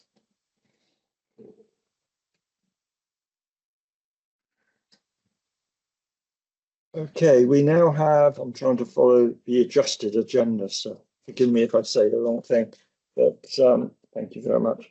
Verbal updates with regards to PEG and which is the Procurement Executive Group, and SRMG. I'm just trying to find it. To read out. Thank you. Okay, SRMG, the group met on the 2nd of September 2024, where the Corporate Risk Register and Governance and Support Operational Risk Register were discussed. 2 items have been added to the Corporate Risk Register as emerging risks, and the Corporate Leadership Board were in the process of reviewing them. I requested an update on the situation with property voids, and this will be given in the meeting this evening under the next item. We discussed the resilience and capacity of the internal audit team. Currently, Southwest Internal Audit Partnership have been appointed to deliver some of the key audits. The Health and Safety Officer discussed health and safety training and the transition to the Lone Working app. The Procurement and Insurance Officer explained that brokers were going to tender later this year. The next meeting will be held on the 21st of October. Any questions? No. Okay. And PEG, which is the Procurement Executive Group, the group met on the 3rd of September 2024, where a brief update was given on the One Horton Heath procurement strategy. The procurement policy guidance and implementation document for 2024-27 was presented following the approval of the procurement policy. The draft procurement risk register was presented and has been added as a standing item on PEG agendas. Discussion took place and additional items were added. The internal audit report for procurement arrangements 23-24 was presented, and internal audit will be completing a follow-up review, and findings will be presented to PEG on the 4th of February. The next meeting will be on the 19th of November. I think, obviously, if anything comes out of that review, we'll ask for it to come here. Members to look at. Any questions? No? Can I have a proposal and second that we accept those 2 reports? Thank you. All in favour? Oh, sorry, that was Cllr Bourne and Cllr Tennent. All in favour?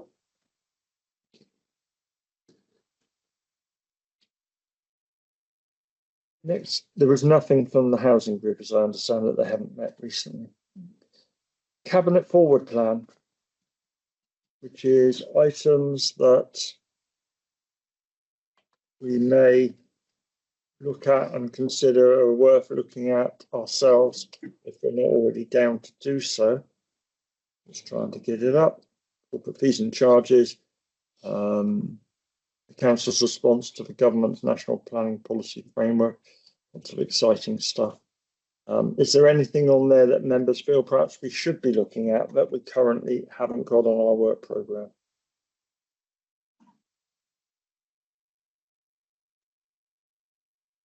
You'll see that the One Horton Heath budgetary approvals is already coming to Audit and Resources. So that's good. As is cost of planning. And Eastbrook Homes sales policies are going to policy and performance scrutiny panel already. Okay, we'll move on then. A couple more there for policy and performance. So They're being picked up, some of these. And we've got one on capital treasury management that come to us. Okay, good. The local plan is on the agenda for late November. Yes, it is. Is it going to a committee beforehand? Or is it it's just procedural, or is it at this stage? Interesting. Trying to think what normally happens.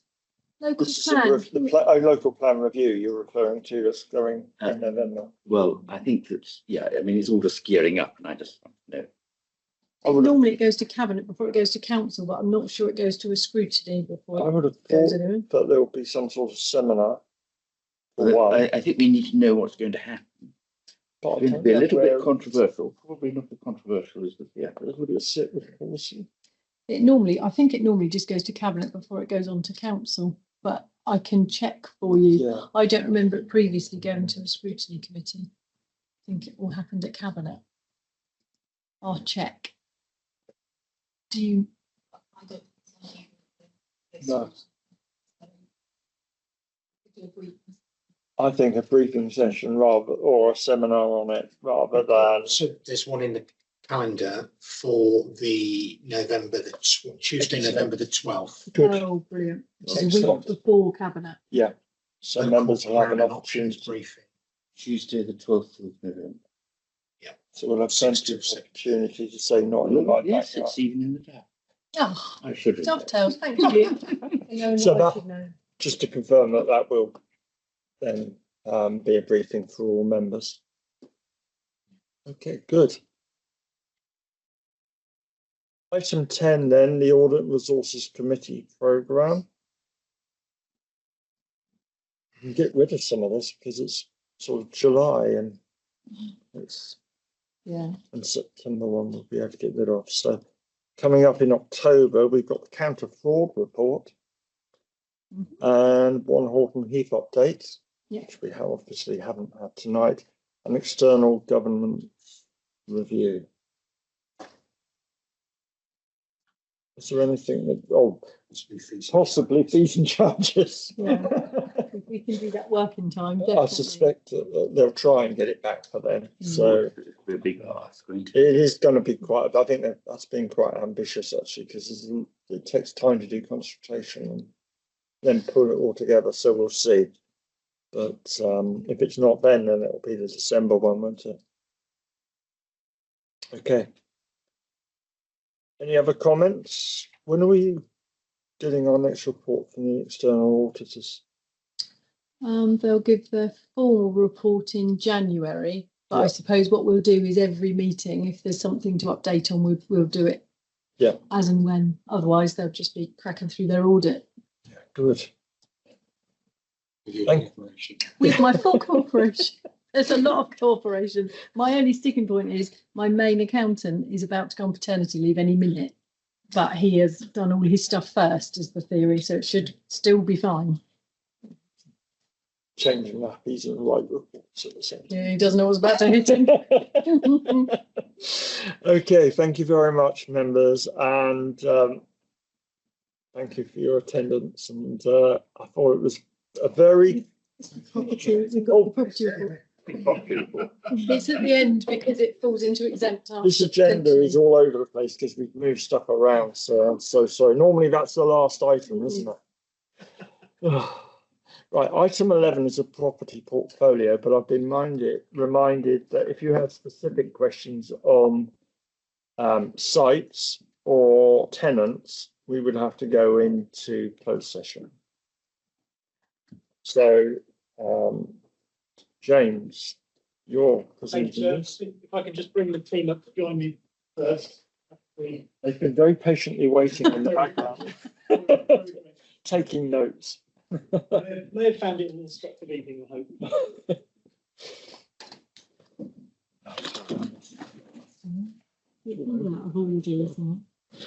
Cheers, mate. So, Chair, if I can begin with a bit of good news. Next time you receive a property report, it will be from a property professional, not the chief executive filling in, as has been, I'm afraid, the case this year and last year. And it's for the same reason this year as it was last year, which is this meeting happens to have fallen on the gap between an outgoing manager and an incoming manager. But there is some really good news that I have shared with councillors today, which is that we have appointed a permanent head of property, very experienced in the field, with companies like Hammerson, who are the operator of West Quay, St Modwen, major property company, and began her life as a valuer at Southampton City Council. So it has been an immensely difficult market, and we have been in a difficult situation for several years now, and that has had direct impact on our ability to get the job done, even as in this kind of lower level as asset transfers to parish councils have not progressed as fast as we would like, up to the very large schemes on big offices or whatever. So I'm very pleased about that. Her name is Ali New. We will introduce the committee to her as soon as it's practical. She's not a magician. Not everything will change overnight, but she is a pro, and you should see a steady improvement of the management of our property service over time. We are not understaffed, as referred to in the report. We have a number of very well qualified interim asset managers on our books who've done great work over the last year. I'm joined by two of them tonight, Nigel and Isabel. We've also got Sarah Harding, who is our permanent surveying technician. So anything that's particularly technical, I'm going to deflect to my left. I'm sure they're well placed to comment on general questions about the market. If you have specific questions about an individual site or a tenant or an issue that's live in your ward, at that point, Chair, I think we might need to go into exempt session in case we discuss anything that's confidential. But if we can keep the debate initially general, I think that will be worth it. Okay, thank you. So you've had the report. I'll just pick out some key points from it. This does remain a very important part of council, our commercial property portfolio. We have gone into commercial property in a relatively big way. Some other councils did in an even bigger way. Some of them ran into trouble. We have not run into trouble. Nevertheless, we have had a difficult time of it over the COVID period and also the period of higher interest rates. But things have worked as anticipated, which is that, as you know, we built up a property reserve against a rainy day, so that when borrowing costs rise or occupancy reduces or income drops, we have a fund we can dip into, and we have to some extent dipped into the property reserve in recent years. That's what it's there for. So it's done its job, and there are signs that the market is picking up in particular sectors. I think we all probably think the office sector will never get back to where it was prior to COVID, but that's kind of changed fundamentally. Exactly where it will land, we don't know. Similarly, the retail sector has been changing for many, many years, and you only have to look at the number of void units at Swan Centre to understand where that kind of state is. Nevertheless, it remains a really important part of our financial picture. Rent's worth £16 million a year. It also gives us coverage across the borough of land and buildings assets that potentially could be used in different ways. So if we have a void office block, one of the things we will be looking at is, well, if we don't think it's ever going to be occupied as an office again, could it be used for another purpose? And there are no doubt when we get to the confidential session, we'll be talking about some of the specific sites that we have on our book. We're also looking at what we could do with our roof space across the estate. We've got quite a lot of square footage that is eminently suitable for solar panels. It's not simple. We would have to enter into negotiations with the tenants. We'd have to work out who gets the electricity and all that, but undoubtedly there's an opportunity there, and I hope one day you'll be able to sit in front of you and tell you that we've started installing solar panels on our commercial roof space. I ought to clarify, by the way, that you'll be aware we've been under a best value notice since December the discussions with government have made it really clear that they are not concerned about this element of our business. It's a mature business, it's well understood, it's something they're familiar with from dealing with all sorts of councils. They're not intervening in this, they're not directing us to sell anything. They'd love it to sell a few things, but they also accept that if we sell something less than we paid for it, that's not necessarily a good idea commercially. So they are not leaning on us to do anything in particular with the portfolio. We have said to them we're not inclined to grow it, at least not in any substantial way, and I would see us as more likely to dispose of commercial assets rather than acquire them overall. And that will obviously vary by sector and depending what opportunities come up. So you never know what's going to come into the market. We may also want to do land assembly. If we've got asset A in one area, 5 doors down, we've got asset B, it may be sensible for us to acquire the intervening assets in a bigger scheme. But just to say, there isn't really a best value notice concern on the report sets out some updates on the various sectors, so retail, office, industrial, leisure. We have assets in each, and when we get to the the confidential appendix, there's some more data in there about the relative rental value of each of those sectors. I've mentioned changing face of retail, which continues to change, and that is by no means unique to Eastleigh. Wherever you go across the country, you will see a relatively similar picture in similar town centres. The office market is a preoccupation for us. We have been trying to let the first floor of Eastleigh House more or less ever since I've been here, and I'm not sure we've had a single bite, to be honest. We might have had one person inquire, but it's good quality office space. It's a decent size if you're a small company. We have meeting rooms to offer tenant, and it's just not that. So that is very difficult. We do occasionally use it for other purposes. And if occupancy of Eastleigh House ever recovered to anything like pre-COVID levels, obviously we would make use of it. But I think all of us feel that is unlikely, except on Wednesdays, which are the day when everyone comes into the office for their team meetings. Quite big attendance on Tuesdays and Thursdays too, but Mondays and Fridays are typically pretty quiet.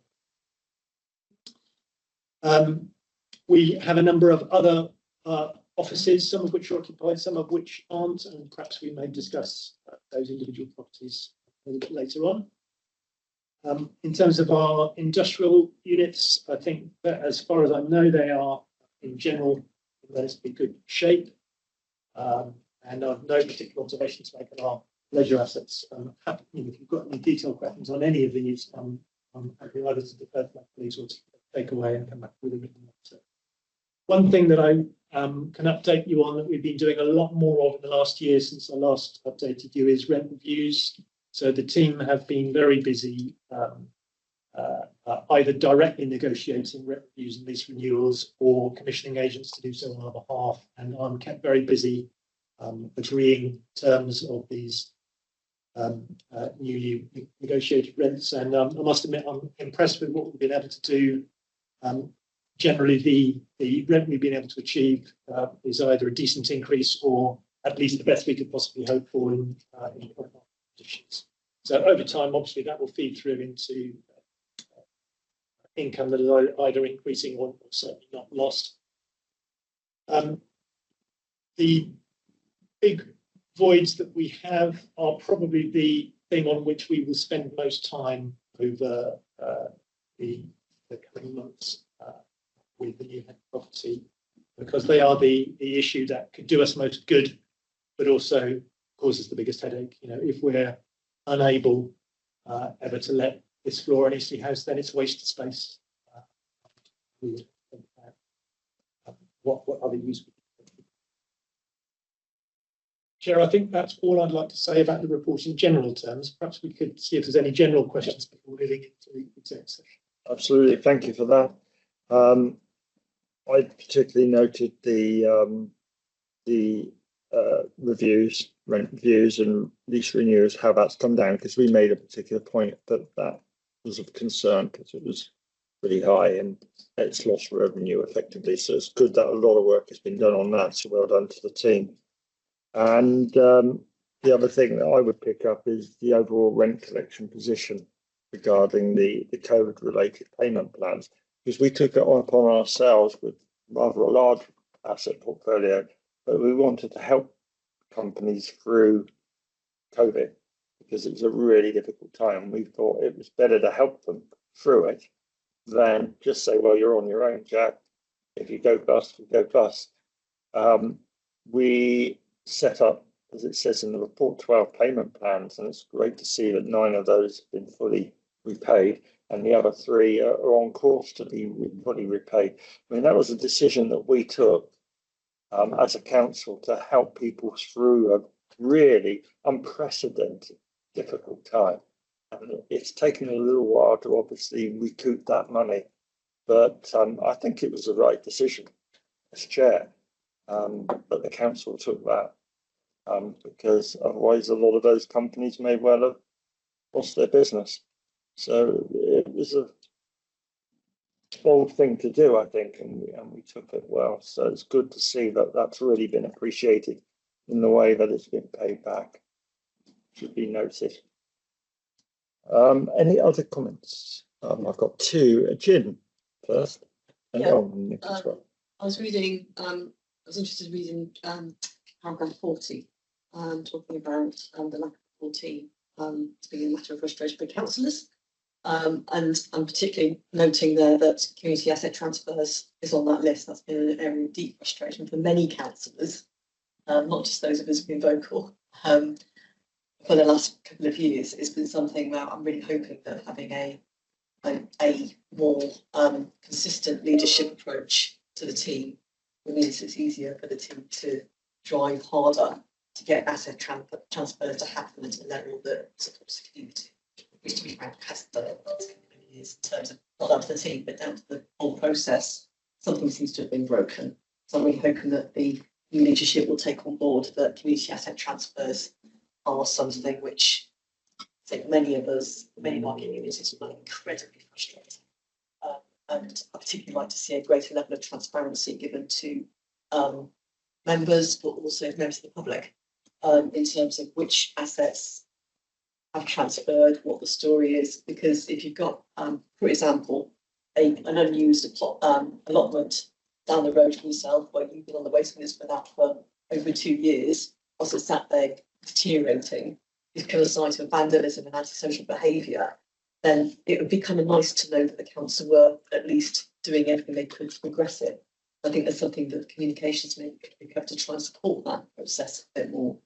I think the comments in the general part of the report about the different sectors. I work for a major retailer, and we're having to adapt all the time. There is no such thing as business as usual anymore. We're always having to adapt, always having to change. And it's good to get what I'm taking from this report is this council's trying to take that level of agility to its own thinking about assets in terms of if the first floor of Eastleigh House isn't lettable, then there's something wrong in terms of what the offer is, what tenants are being sought. So going back and rethinking that in terms of, okay, what would work? What are people after? What are businesses after locally? I hope that, again, consistent leadership is going to help to bring a bit more attention to that. I may respond on a couple of those points, Chair. I wholly agree with everything you say, Councillor Tidridge.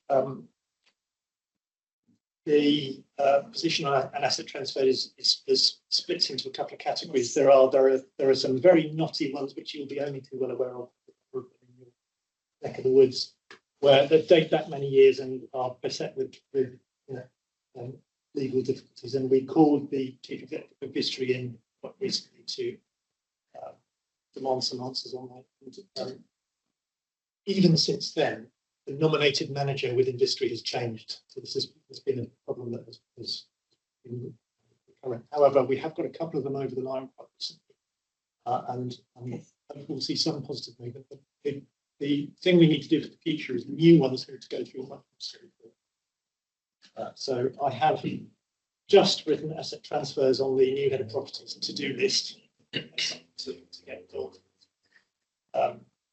because I know Harrington is on a local level. We will see what we do on the communications front, certainly at least keeping councillors up to date. It's never been for want of willingness to staff the team. It's just we've not been able to get to source the team. Now I hope that really enjoy working with our interims, but clearly we've got to look at what's our performance. Okay, thank you for that. Who's next? Nick. Thank you. You mentioned that the property reserve has taken a hit, which is what it's there for, and I'd like to get some feel of the amount of the hit and what we've got left in the reserve. I can't answer the first part of the question. I think in the deed report it says we have 8.3 million in the property reserve account. Yes, but that doesn't mean very much to me because how much we use it. Yeah, may I come back to you on this? Of course. I think that would be very useful for all members, actually, of the committee, if that may, and to our independent members, if possible. It would be a good idea to get an understanding of that. Bruce. Sure. Yeah. There's a pressure on housing. If these voids remain so for a long period of time, would the council consider converting them to flats? That's clearly one option. I mean, it's going to depend on each site, isn't it, in terms of the viability of it. Yes, and then the issue would be: is it something we want to do ourselves? Would we want to sell it? Would we want to go into partnership? So that option will be, I think, on the table for every. Problem void is not quite the right word. It's an opportunity as well, isn't it? But every site where we're not let in the way that we'd like to be let. Because it appears to me that since COVID, the trend is going away from offices in town locations. Well, who knows? I don't. But if that is the case, it would seem logical to me that we've got pressure on housing. Some of these locations would be ideal for commuters, and yeah. And if you look across the borough, I defer to my colleagues here, but it seems there's a bit of an oversupply of offices. Yeah, I think that generally speaking, the with offices, of course you've got the prime sort of type of accommodation, and an awful lot of secondary, and it's in the secondary sector that most of the problems exist in relation to vacant buildings, with the potential for conversion to residential at some stage. A lot of that depends on the viability of that. And having a vacant office building doesn't necessarily convert into residential, because it could, depending on the footprint of the building, depends entirely on how that floor space can be split up and whether you can get to something which is a viable option on the residential side. So there are appraisals to do on that, but generally speaking, a large proportion of that secondary stock, not just in this area, across the whole south coast and the rest of the UK, have undergone, they've gone down that route and are now, residential properties. But it's something which is all part and parcel of the consideration of these units, these buildings. Everything is taken into account. All options are considered. Somebody comes to you and says, "We'd like to buy that building off you, knock it down, and build some houses." You'd say, "Talk to us about it. What would you do?" And you consider the cost, and if it's been void for some time, then does it have to be us that does it? Because we know how expensive that is for us. There's extra pressure on us. So there's lots of options. Somebody might say, "I want a change of use for it. I want to use it for retail or theatre." Yeah.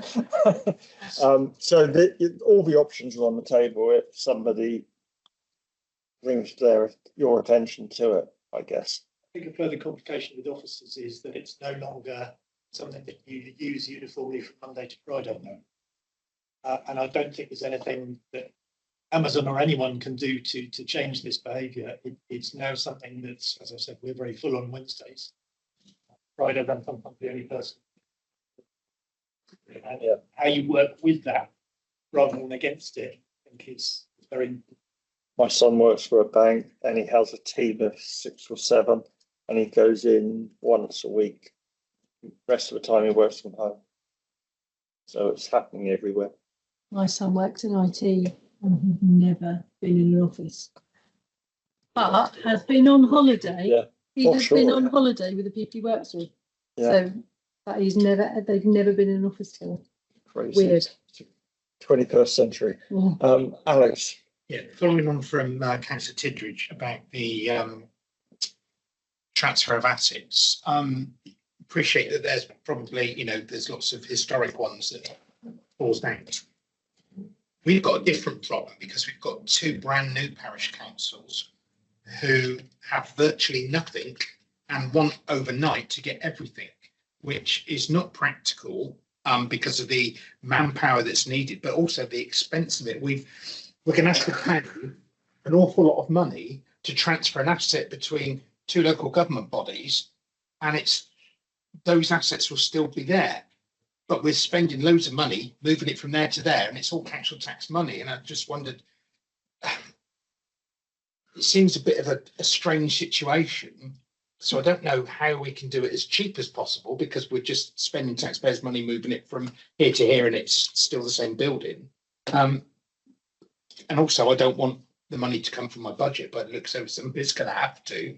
And also, what sort of realistic time period and movement can we expect? Because obviously they want to go from here to there, but it's going to take ages. A couple of things on that. One is, yes, the asset will still be in the public sector, but there is a difference if it's under a parish council, because parishes are not capped on council tax. So if they want to, they can increase their council taxes. My local parish did it, so we've got 50% in order to raise money to invest. Secondly, if, God forbid, the government ever decides to reorganise local government in England and get rid of counties and districts, that asset would be protected from that process. So there is some logic behind transferring them, not least also your administration has made it a priority over the years. But it's manpower is required, and it's reasonably simple to say, one asset costs 1 load of effort, 10 assets is going to cost 10 load of effort, 100 assets is going to cost 100 load. There isn't really an efficiency of scale because every asset, every strip of land is different, it's owned by a different person, has different characteristics, etc. So that process, when I know I've had coffee with the clerk, is going to be solely determined by how many my colleagues are able to be spared to be put on that job. And with my commercial hat on, if I had a spare person in the property team, I would want them to be focusing on letting our major office blocks as the priority for the council. Whether that's right would be something that the cabinet and wider councillors would tell me about. Okay, so we can note the report and pick up those comments that have been mentioned so that If you have a question, oh, sorry. Yeah, when we come to I was just about to ask if members had any specific questions they wanted to ask on the exempt item where it identifies particular subjects. So if we do, then we'll move into closed session. But I think if we accept that we know that report, the main part of the report, and the various comments that have been picked up can be taken back, but most of it positive, I think, not all of it. In that case, we have to move into closed session. So I won't read it out because it's only officers here, but proposed Cllr Bourne and seconded Cllr Park. All in favour? Thank you. So we'll move into closed session now so that you can talk about